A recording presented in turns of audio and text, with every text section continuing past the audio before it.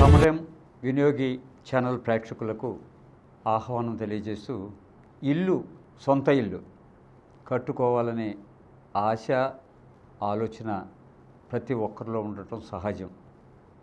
ఎందుకంటే అది చాలా అవసరం ప్రతి ఒక్కరికి కూడా.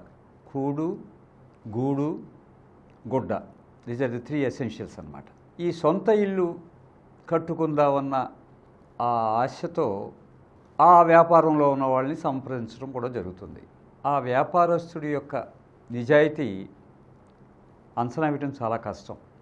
ప్రస్తుతం వ్యవసాయ భూముల్ని రైతు దగ్గరికి వెళ్ళి మీ ఎకరం భూమి మీరు అమ్మితే 20 లక్షలు వస్తుంది, అది ఇళ్ల ప్లాట్లుగా మారిస్తే కొన్ని కోట్లు వస్తుంది, అందుచేత మేము ప్లాట్లుగా రూపొందించి మేము అమ్ముతాం, మేము అమ్మిన వాళ్ళకి మీరు దాన్ని రిజిస్ట్రేషన్ చేయాలి, అంచేత ఎకరాన్ని బట్టి కాకుండా గజాలను బట్టి మీకు డబ్బు రెవెన్యూ వస్తుంది, ఇది మీకు చాలా లాభదాయకం అని చెప్పి వాళ్ళకి చెప్తారు.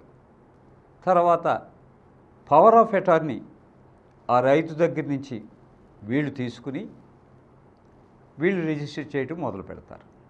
ఇది వ్యాపారమే, వ్యాపారం తప్పు పట్టడానికి లేదు, కానీ వారు అనుసరించే పద్ధతుల గురించి మనం తెలుసుకోవాలి. కన్స్యూమర్ కమిషన్కి వెళ్ళిన ఒక కేసులో ఒక వ్యక్తి, నేను డెవలపర్ని, పలానా చోట ఫ్లాట్స్ కడుతున్నాను లేకపోతే ప్లాట్స్ వేస్తున్నాను అని చెప్పి ఒక వ్యక్తి దగ్గర, అంటే ఇల్లు కొనుక్కుందాం అన్న తాపత్రయం ఉన్న ఆయన దగ్గర డబ్బులు వసూలు చేశాడు. ఎన్నిసార్లు అడిగినా సరే రిజిస్టర్ చేయడు. ఏంటి అని అనుమానం వచ్చి, అరే అతను రెరాలో రిజిస్టర్ అయ్యాడు కదా అని చెప్పి రెరాని లేకపోతే రెరా సైట్ని విజిట్ చేస్తే అప్పుడు తెలిసింది అతను ఇచ్చిన రెరా రిజిస్ట్రేషన్ నెంబర్ ఫేక్ అని. చాలామందికి తెలియదు ఈ విషయం. రెరా నెంబర్ అని ఇస్తాడు, ఓహో రెరాలో రిజిస్టర్ అయిపోయిందని తొందరపాటు చర్యగా మనం డబ్బులు ఇచ్చేస్తున్నాం. ఆ నెంబర్ కరెక్టా కదా, మన మంచి కోసం దాన్ని శోధించవలసిన అవసరం ఉంది. సరే, ఇతను రిజిస్టర్ అవ్వనప్పుడు అప్పుడు ఇతను మొదలు పెడితే అది రెరా నెంబర్ ఫేక్ నెంబర్ అని తెలిసింది. ఈ నెంబర్ ఎవరిదంటే ఇంకొకటి పేరును ఉంది, అది రిజిస్ట్రేషన్. వాళ్ళకి ఇతనికి సంబంధం లేదు.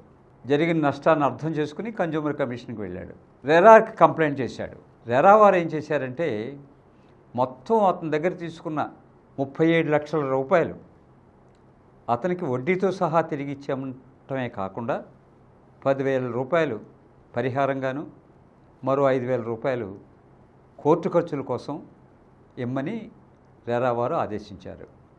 మళ్ళీ రెరాకి ఓ ట్రిబ్యునల్ ఉంటుంది, అప్పలేట్ ట్రిబ్యునల్, అక్కడికి వెళ్తారు రెరా ఆర్డర్ మీద ఆక్షేపణ ఉన్నవాళ్ళు. కానీ ఇతను మోసగాడు ఇక్కడ, అంచేత అతను చట్టానికి దొరకకుండా పరిగెడుతుంటాడు. ఎందుకు ఇది చెప్తున్నానంటే, రెరా నుంచి పాజిటివ్గా అక్కడ ఒక ఆర్డర్ రావచ్చు వినియోగదారుడి తరపున, డబ్బు చేతికి వచ్చినప్పుడు కదా ఆనందించాల్సింది. దానికి మళ్ళీ అప్పీల్సు, ఫర్దర్ అప్పీల్సు సుప్రీంకోర్టులో అంటే ఎక్కడ మనం అందుకుంటాం ఆ లిటిగేషన్ని? దయచేసి సొంత ఇంటి కోసం తాపత్రయే ప్రతి వినియోగదారుడికి మేము ఇచ్చే సూచన ఏమిటంటే, మీరు డబ్బు మీ చేతి నుంచి పక్కవాడి చేతికి వెళ్ళే ముందే, ఆ రియల్ ఎస్టేట్ అతని చేతిలో డబ్బు పెట్టే ముందే ఇవన్నీ కూడా అధ్యయనం చేయండి. అవసరం అనుకుంటే ఒక న్యాయవాది సలహా కూడా తీసుకోండి. తీసుకుని అన్నీ సవ్యంగా ఉన్నాయి అన్నప్పుడే మీరు చెల్లించిన డబ్బు యాక్చువల్గా డెవలపరు బ్యాంకులో వేయాలి. అవి సరిగా పడుతున్నాయా లేదా ఎప్పటికప్పుడు కావాలంటే మీరు ఎరాతో సంప్రదింపులు చేసుకోవచ్చు. అలా చేసినప్పుడే మీరు ప్రొటెక్ట్ కాబడతారు, కానీ లేకపోతే మీ డబ్బు గంగలో పోసినట్టే అవుతుంది. మరొక ఎపిసోడ్తో కలుద్దాం. సెలవు. ఈ కార్యక్రమం మీకు ఎంతో నచ్చింది కదా.